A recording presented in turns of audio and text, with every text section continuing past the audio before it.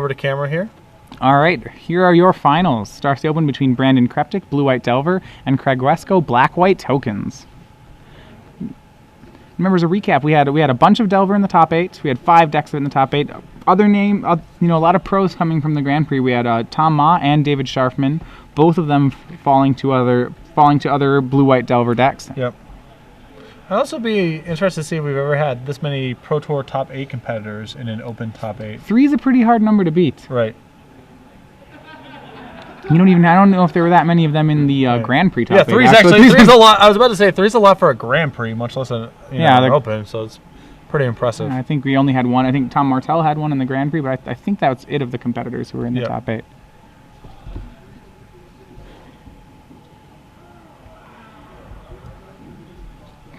All right, so both are discussing. And remember, it's like we've made the switch here where seeding determines who gets to be on the play and who gets to be on the draw. Yep. In this case, Craig Wescoe, the 4th seed, Brandon Chreptyk, the 2nd seed. Brandon will get to be on the play here.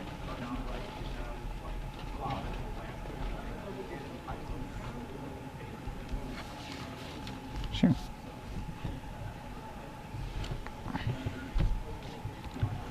So how does the new seeding rule affect how you would approach a top 8? Like what kind of if you're in a position where win and you're first seed for sure and lose and there's a chance you bubble out at 8th versus 9th? What happened? I mean, as we said, what happened in the Grand Prix, table 1, Tom Martell, in with a win, in with a draw, in with a loss. His opponent, in with a draw, in with a win, 9th with a loss. And Tom decided to play it out because Tom's playing Delver. He knew the top 8 would be very Delver heavy. It's a matchup where the die roll matters. He wanted to have that home field advantage throughout the top 8.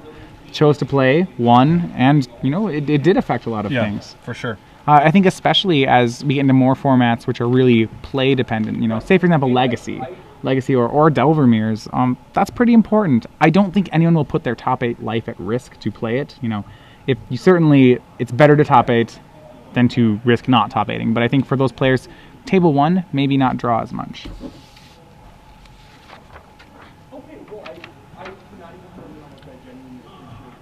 So are we should be moving the camera over on top of the match momentarily? Yep. Turn 1, Ponder. We have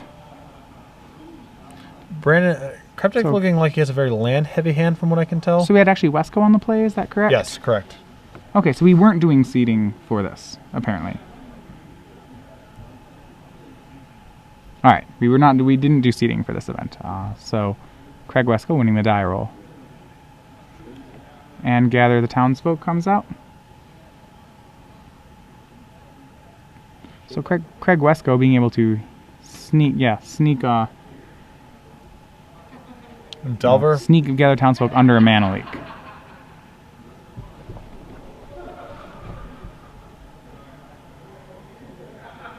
Delver Ponder again. Needs the Delver to flip. Land, another Delver, and third card a Thought Scour. Okay, so he'll put the Thought Scour second from the top. Yep. Draws the Delver.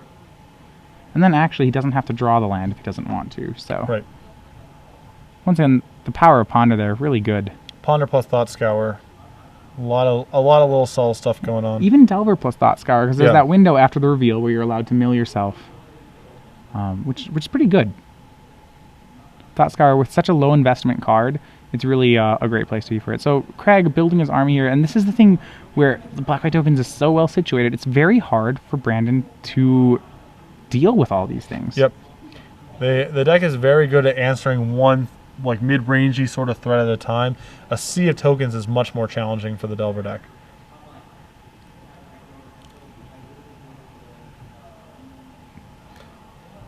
At least 2 more lands in Chreptyk's hand, and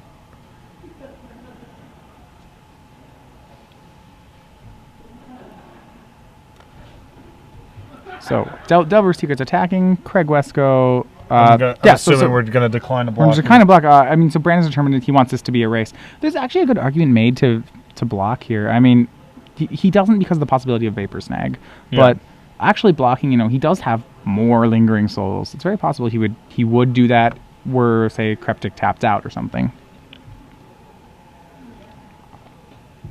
As it is, Yeah, it looks like Wescoe has a Vault of the Archangel in his hand too, which could be a dramatic swing. I don't think he has a 5th land just yet. Yeah, so he can't hide that play. He's going to have to let Brandon know that that play exists. He may try to bait out a mana leak here. If he casts his Honor of the Pure, Brandon's going to have to counter that. Well, what you can do is start by going flashback Lingering Souls. Right. And if that gets a leak, then you can go land Honor. But I think Wescoe's not. Well, it looks like I think he's agreeing with that. So okay, here's the test spell. There. Do I get more of these? Yes or no?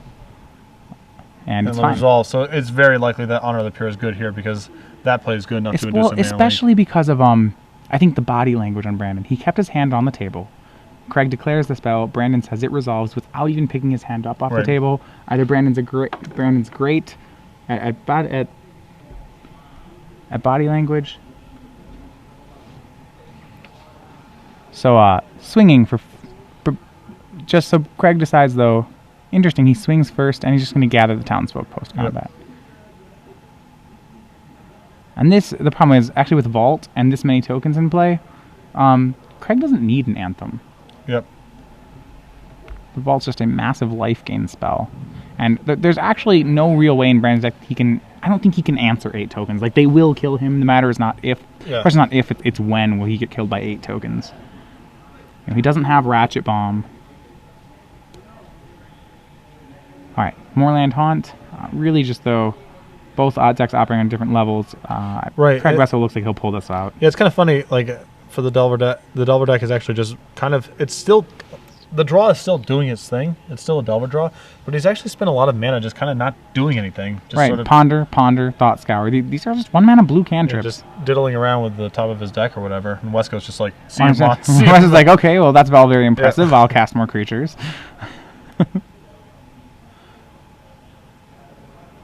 He's gonna flashback a ponder, but the question is, I don't know what he's looking for. Yeah, it's not really clear. And now, Wescoe definitely just gets to honor the Pyramid to the Stone Age here. So yeah, should be over on the next turn. Should be wrapped up pretty fast.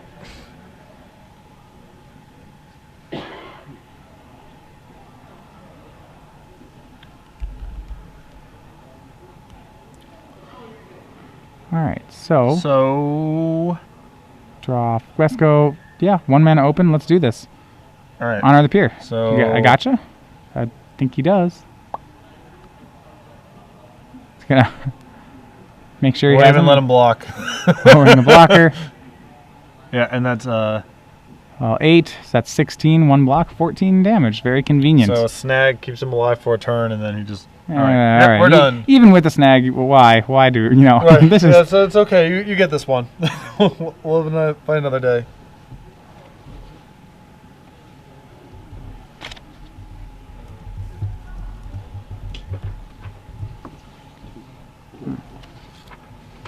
All right, so between games, Craig Wescoe up right now, 1-0 in the finals over Brandon Chreptyk. All right, so our trivia question for you. Quick notation. Yeah, we were talking about this not too long ago, so if you just joined us, you might have to do a little bit of research on your own. If you're following us, you should be just fine. One of the more star-studded Star City top 8s. Right now, we have some good players playing in the finals, but we had actually 3 players with Pro Tour top 8s in the top 8 of this Star City Open here in Salt Lake City. Our question for you and the prize is to name 2 of the 3 of those players. Any 2 of the 3. And tweet it with the hashtag SCG Premium, which you can see on the bottom of your screen here. Now, if they do that, what do they end up getting? I believe the prize is a it's a 4-day Gen Con badge. So the 4 best days in gaming. That's what Gen Con claims, at least, and I can confirm. I would agree. Many years in a row. It's in Indianapolis. I don't have the exact. I believe it's in July. It's actually this year. It's later than normal. It's I believe the 3rd weekend in August. Oh, okay. It's a little bit further back. Yeah. But, so for those of you who normally go every year, it's normally the 1st weekend in August. A little bit later. Easily one of the best things you can go to. Gen Con is insane, even if you're just a Magic player. There's a million different tournaments going on. If you're in any sort of gaming at all outside of that, if you're into, like role-playing or tabletop games, whatever, there's infinite stuff to do there. Plus, Indianapolis, downtown Indianapolis is one of the most fun cities, I think, in America, and it really comes alive for Gen Con. Yeah, for Gen Con, the whole city kind of transforms into the game atmosphere. Yeah. And a lot of the shops redo their decorations. Yeah. Really a great So time. the dining's awesome down there. The movie theater changes its the showings into a lot of like Star Wars and sort of classic sci-fi fantasy type showings. There's a spot called Nikki Blaine's if you're into cigars and cognac like I am. I mean, Indianapolis offers it all. So definitely try to check out Gen Con if you can. And the easiest way to do it is by just tweeting us the correct answer. Name any 2 of the 3 of our standard top 8 competitors with a Pro Tour top 8.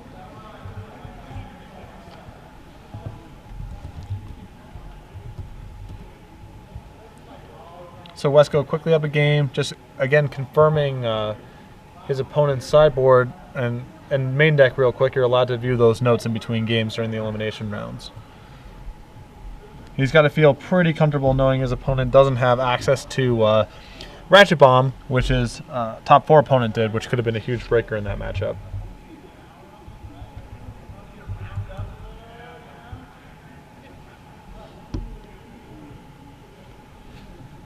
Right. Wescoe appears to be keeping a 7, and Chreptyk shuffling. Is he on? I believe he's on a 6. Yeah, Chreptyk looks like he's going back. All Wescoe, no, oh, never mind. Sorry, okay, no, they're still shuffling each other. They're Okay, just sideboarding. never mind. Our apologies.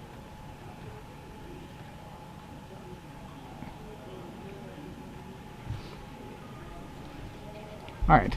So, yeah, both players are sideboarding in it. We talked a little bit about the sideboarding options, which Craig Wescoe has. Last time against Blue 8 Tokens, we saw him side in Day of Judgment. Kind of a concession to the fact that I think a quick Geist of St. Traft is something that he might have trouble answering if it's backed up by a little bit of disruption. He also, and what he displayed in a lot of these games is also he has a fair degree of inevitability. Like, it's very hard for him to lose a long game because he has so many things that are 2-for-1s or 4-for-1s in the case of Lingering Souls. And over time, the Delver deck is just drawing a lot of low impact cards. They're drawing Mana Leaks, and Wescoe's making these land drops. They're drawing these Gut Shots, Immunogenic Growths, and Vapor Snags. So I think Wescoe feels confident that he can win any sort of long game against the Delver deck, so it's just hedging against the short games. This is the case with Delver in a lot of matchups. It doesn't actually go late very well. Eventually, Delver loses its hold on things. Its best late game plan is that's actually where the equipment usually comes into play. It's probably the only inevitable, the like kind of big, powerful late game that you see out of a blue-white Delver deck. All their other answers and methods, kind of just decrease in effectiveness as the turns keep going. Right. So yeah, I don't know if Wescoe will actually. I don't know if you could deem it going overboard. Certainly, the game 3 of the top 4 matchup is his hand was like comically jammed up with reactive cards, but it's possible that he feels that he just needs to stave off the early action, and he can just overtake the game with his powerful 2-for-1s. And Brandon, especially those doomed travelers. Oh man. Right. Yeah, I assume, I guess at this point, because we've seen him play these games that have dragged out for so long, I'm assuming Wescoe has cut his Hero Blade holds in this matchup. Yeah, Hero Blade hold. I mean, it's also a weird pairing with Day of Judgment. There's only so many 4-mana sorceries you want against Delver. Usually that number is around 0. Right. So I don't think I'd want 7. When you see Day of Judgment out of them, I think it's pretty safe to assume there's no Hero of Blade hold. Okay. Delver's Secrets out of Brandon. And I kind of like champion? Yeah, Brandon doing the unconventional life. There's a Gut Shot. So Chreptyk has kept in his Gut Shots against Wescoe, hedging against the. Yeah, I like how he plays with his creatures behind his lands. I remember when I first learned to play, like that was how a lot of players did that. It's, I don't know, it's kind of reminiscent for me. But yeah, Gut Shot. Sure. That's its best target in the deck. As we saw last time, where Gut Shot ended up eating both halves of a Doomed Traveler, but. So he pondered, kept, and has a second Delver, so you have to assume that he's going to flip, be flipping. Especially the speed with which he does it. And this is one of the terrifying starts of Delver, where, wow, I'm going to make 2, I'm going to answer your turn 1, I'm going to kill your 1-drop and make 2 3/2s for 1. Wescoe's own champion of the parish, and a Doomed Traveler, putting a counter on it, but this is very hard to race, especially if If the card And Wescoe also has no black Vapor mana, Snag. no black mana, and no third source of mana also. So he needs to basically draw Swamp or Isolated Chapel like this turn to be able to keep his head above the water. all it really takes is a mana leak out of Chreptyk to make this And almost unwinnable for Wescoe. He actually has a mana leak in hand. His hand is now Mana leak, land Vapor Snag. land, mana leak, Vapor Snag. Yep.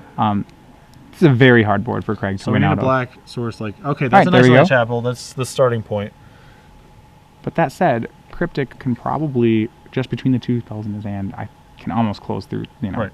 6 damage, and this is where Delver just shines, 6 damage this early in the game. That's zoo style quality. Right. But you're playing blue.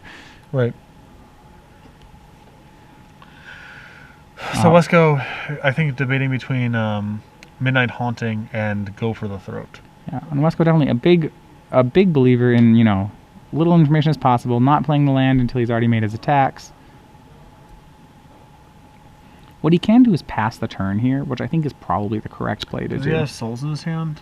He has a Haunting, a Spell Bomb, and a Go for the Throat. He's going to go with the Spell Bomb, actually. Yeah, so I think he's committed to casting Go for the Throat. Right, it's which he'll do. He'll try to overload Brandon's mana by, upkeep. Right. Go for the Throating. This is another play that. Upkeep, because he doesn't want Cryptic drawing the card, but he does want Cryptic losing his mana. Right. If you cast the Go for the Throat right there, and Brandon decides to Vapor Snag his own guy or mana leak, then Brandon gets to go into his turn with all of his mana available to him. Yeah. So he drops Craig Wescoe to 7, which remember he does have the Vapor Snag. Yeah, we're in lethal next turn. Right. Wescoe will need a Lingering Souls. He does have Midnight Haunting and Lingering Souls in honor of the Pure, so he'll have to get it to resolve. A hand that would have likely gotten it done on the play, but on the draw he's just so far behind. Well, especially because right here, what you can see out of Cryptic, he can Vapor Snag half the Lingering Souls, which is probably fine. Get in a fair amount of damage. The biggest problem is that if he snags one, Craig will be forced to chump block. And yeah, he's just in the abyss at that point because he's going to fall to 3. And even when he flashes it back, it's still the abyss. Corrosive Gale. Okay, that makes it a little simpler. For 1. Pretty good. And Gut Shot. And Gut Shot. And Vapor Snag. Just for the rubbins. Yeah, we have everything. At that point, I don't like Corrosive Gale because you've already won. He knows you're playing Gut Shot. Why not just Gut Shot Vapor Snag? Don't show him the Corrosive Gale. Right. But nonetheless, really shows the power of Delver of Secrets going to Game 3. Okay, wait, never mind. They have each other's deck lists. Corrosive Gale is just fine. What am I talking about? My apologies. I mean, maybe it's still a mystery if he brought it in or not, but I would have to assume that if this is in your sideboard, I guess the deck it's for. Yeah. So going off to a third game, and very obviously these games are super tempo oriented. So and that's the kind of draw which out of Delver, which it's very hard for really anyone to beat. Right. I mean, in fairness, you could just have a couple shocks and break up that draw pretty easily. Right. But you have to, So it's beatable, but very powerful. The issue is that so much of the other deck is working on this different axis of Hexproof or Moorland Haunt. The rest of the deck is so well set up against spot removal that it's hard to rationalize playing a bunch of Go for the Throats and shocks or whatever else you need to break up that draw because it's so bad against the rest of the pieces. And then you have a draw like that where it's well, if you had a couple spot removal spells, that draw you would have been able to handle that draw fine. So the mixing and matching that you need to do to be able to fight the Delver draws is just a challenging deck building exercise, and a lot of decks just can't do it. So you still did not answer my question before. All right, which is how much information do you need to feel like Wizards or the powers that be need to take action over the format, and if so, what card or cards would you target? I have one card in mind. I have an answer already. All right. I feel like I know the answer, but we'll stay around. Stick around for it. I need to see. Well, I need to see. I think. A stale metagame without few options. Repeated results of so say we had 5 in our top 8 today. If that continues to happen, we need to see it at the PTQ level, at the grassroots level, that continuing to happen, and it's starting to affect attendance. And if there's no reprieve insight, then say the new set comes out and there's nothing to answer Delver in it, then I think action needs to be taken. We've already established that, we're really trying to promote the game to be fun at this point. And what card do you do? And so that would show me something that's not fun. That's something that we need to address. How would you get rid of these sorts of things? It's a little bit of it's a trickier question. If you want to make the deck not exist, I think the answer is Snapcaster Mage. Okay. Though the biggest problem about Snapcaster Mage, from a standpoint, it's a pretty iconic card. It's an invitational card. It's one of the more iconic cards out of Innistrad, and you really also people spent $25 on it. They have $100 on a playset. You don't want to. The cool part about banning things, something like Intangible Virtue, is it's very fringe. When you wanted to ban a combo in Modern, you banned Sword of the Meek. This is this card doesn't mean anything. It's just a combo, part of this degenerate combo. So I don't want to ban Snapcaster Mage for that reason. My vote would be I would ban one card and one card only. I would ban Ponder. I think that it adds a ton of consistency to these decks, not just this deck, but other blue control decks. Sure. Its specific interaction with Delver of Secrets is a large part of the power level of this deck. It's insane with Snapcaster Mage, and I think a big part of the reason this deck puts up the results that it puts up is that Ponder just means you're just land screwed less often than your opponent is over the course of your games. You're curving out more consistently in the course of your games.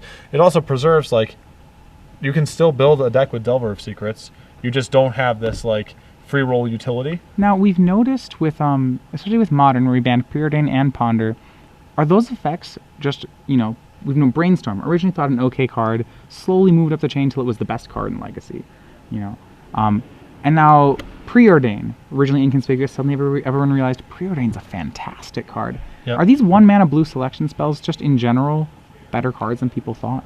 I think certainly they add a bunch of consistency, and when there's other issues, then you have some problems. All right. So Wescoe starting off strong with a champion into an Honor the Pure. Cryptic having a turn 1 Delver flip, revealing a Dissipate. The turn 1 Delver flip still very, very powerful here. Though Craig has managed to land a lot of some of the things he really needs to land. And Wescoe again, just no third land in hand. Although I think his hand is a little bit better suited. Actually, he has the Hero Blade Holds here. One of our questions was what he had done. Makes me wonder if he's changed his sideboarding plan since the semifinals. On the play versus on the draw? Yeah, gets his third land. Now, I did ask Craig Wescoe in this tournament, why he's not playing blue-white, which tends to be his one of his iconic decks. It's possible this deck he's new with. His answer to me, his honest answer was, well, I went 4-3 with blue-white yesterday, so I had played blue-black or white-black today. All right, so that Lingering Souls is going to get hit with a Mana Leak. Much more attractive to Mana Leak that thing than normal, as Wescoe does not have black mana yet. So you're actually trading 1-for-1 for the time being. Cryptyk draws a Rune Chanter's Pike, I believe. Yep. So his hand is Dissipate, Pike, at least 2 lands. Yeah, no real reason for Cryptyk to make any sort of play here. Right, he's just going to sit on Dissipate. And then, maybe one turn if he draws one. Okay. And so Wescoe drew a Swamp, which is a big draw that turns his Lingering Souls back on. Yeah, one of his cards is Intangible Virtue, or is that Gather? All of them look really similar. It's stamped. I think it's Intangible Virtue. I think it's Intangible Virtue. Is it? Yep, Intangible Virtue. Not really a threat on this board. Cast this nothing. What do you think? Okay, and really trying to bait a counterspell. Yep. Is he going to bite? No, he's not. But Champion of the Parish, every bit as big as Delver, so Brandon will have to do something against this. The question is, if he can... he needs to turn the race in his favor. Rune Chanter's Pike goes a decent amount of the way toward that. Right. But Wescoe with 5 power in play to Brandon's 3, and Rep Wescoe's ahead on the board. Yep. This is where the beauty of Vapor Snag, I think, can come into play, but he doesn't have it yet. And the Dissipate's a little fumbly right now, and I'm not sure how good that card is on the draw usually. Basically, Brandon got time walked last turn because Wescoe didn't play anything to induce it. And, Wescoe's perfectly happy to play this game. He's just going to hit him for a bunch, and he's just going to slow roll his spells, get to a point where he can cast 2 impactful spells in one turn, or keep bleeding out with these low impact cards. But I do think the big things that Wescoe, where he drew O-Ring here, and you might say, well, he should do nothing, make Brandon move. But the thing which he has to worry about is if Brandon, end step Vapor Snags or end step Snapcaster Vapor Snags. I think Wescoe needs to continue casting the O-Ring here. He can't just sit. Yeah, he has to make Brandon use his mana, because there's a lot of really bad things Brandon can do with the mana, and that's going to have to draw the Dissipate. Well, it's yeah. That's still You better. can't let it resolve. That's better for Wescoe than the alternative. So that was a Snapcaster Leak, and then untap with Dissipate still in the mid. That could have been a way worse situation. Interesting he made the choice to go for that instead of the O-ring. I think the O-ring probably would have also drawn out the Dissipate. Well, I think the issue is he wants to get to a spot. If he draws a 5th land next turn, then he can make 2 plays. He can flash his Lingering Souls and cast O-ring. Oblivion Ring. So I think it's an efficiency issue. It's actually a very good play. All right, so and timely A big swing for the reinforcements. race. That is huge. That I think that changes the race. I think in Brandon's favor right there. Right. I mean, I think that Wescoe's in still pretty reasonable shape if he draws a land this turn. Assuming there's Oblivion Ring on the Insect 6, he has 2 3/3 Vigilance Flyers, and his guy is still back. Yeah, Brandon needs that intangible virtue cannot resolve. And 3 Pokemon become 3 soldier tokens. Craig going down to 8. And does Chreptyk have the mana leak? No, I think he would have. I think he would have leaked last turn. I think he has Invisible Stalker and then the 2 pikes. So he has 2 pikes. Yeah. So Wescoe really needs a land this turn, and then even that, there's no promise that that's going to be enough for him to win the race. So 3 instants in the yard for Brandon means that there's a sure 4 damage coming. Well, Wescoe drew an Intangible Virtue, which also is quite good here. Right. So I think he wants to. I think he definitely wants to attack with both of his guys. Yeah, it doesn't have too many decisions to make here. Yeah, that 6-point life swing really relevant. He wants to make sure that Chreptyk can't win on the swing back. So if he only makes 2 creatures here, then 1 creature won't trade. We'll be able to eat the Delver. Then it'll be 4, 5 off the Stalker, 2 off the 2 unblocked tokens. So in theory, Wescoe will be alive, only going to 1. But that's presuming that Brandon doesn't have an instant or sorcery in his hand. Asking for a lot. Yeah. Well, we know that his hand is actually 2 pikes, which is, as far as these can go about, as good as he could really hope for. So actually, Wescoe has he doesn't actually know that he's about to face down a pike. The block happens there. Wescoe's just going to play out his hand in the only way that he really can. Make another Intangible Virtue, make 2 1/1 flyers. Let's do this. Oh, it's 2 4/4 flyers. 2 4/4 flyers. Right. For little real. different. Though not lethal, unfortunately.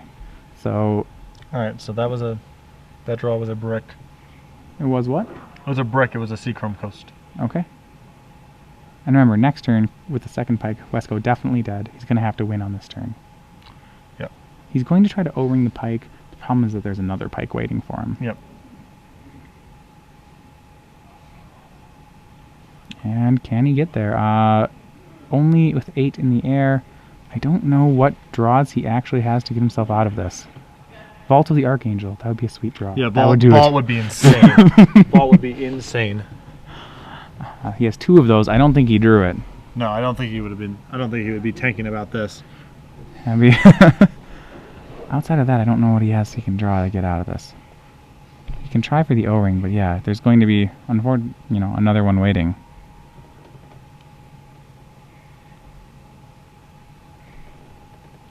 So Chreptyk at 12 with a 2nd pike in his hand.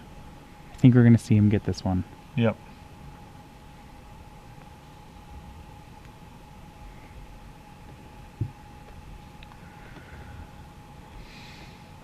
Wescoe tanking about his attacks here. Alright. Last card he drew another Anthem, I believe? Can't be. I mean, I think he's supposed to send everything here. Well, don't know if he has another play. Yep. Right. Everything is sent.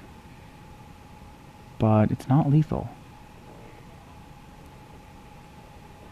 He's going to O-ring the pike, but it's not going to be enough. The 2nd pike is going to go. 2nd pike's going to get him. Chreptyk knows this. Probably will block with the Delver as well. Well, there's no need. Well, the problem is that blocking with the Delver might actually tip off Wescoe that something's up. Like, imagine you have Day of Judgment in your hand. Here. Then you might actually fire it off because, like, this block is too suspicious otherwise. Well, but David, there's a Moorland Taunt in play. Can you win if you cast Day of Judgment? I don't think so. I mean, it might tip off that something's up, but, well, something's up, Yep, happy to put it there. He knows he doesn't have an answer. And there's the 2nd pike. Craig with no answer. That's going to be game. Yep. All right, 2-1 Brandon Chreptyk is your Star City Open. Congratulations. Star City Salt Lake City Open over Craig Wescoe. Craig fought the good fight there. Getting through